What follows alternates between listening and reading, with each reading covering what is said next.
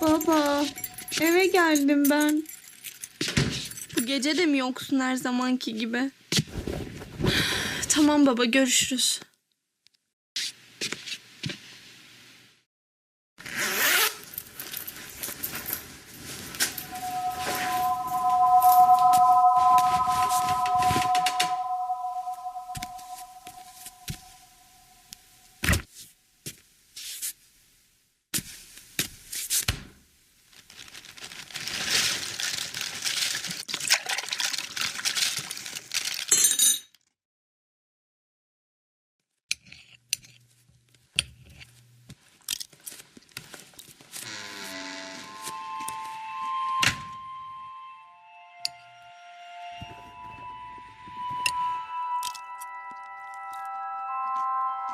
Bazı illerdeki hava durumuyla gecenin en düşük ve yarın günün en yüksek hava sıcaklığı soğuk.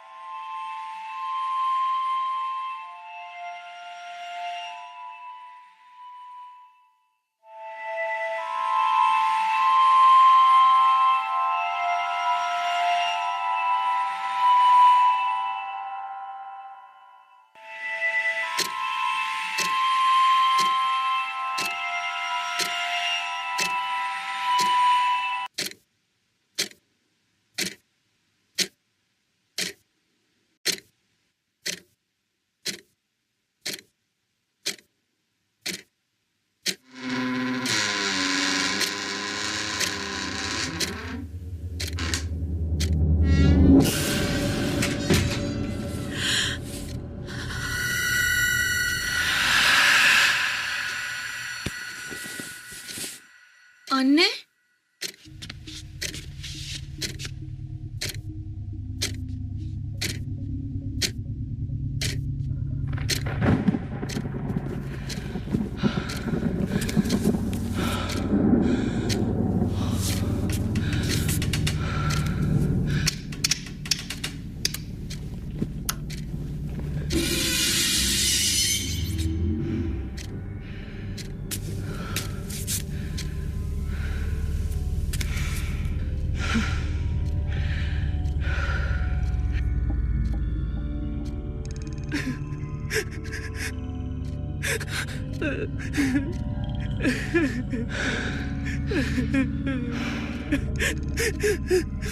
Sakın yapma.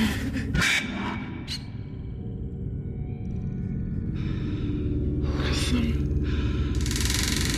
gitme, beni de çağırdı.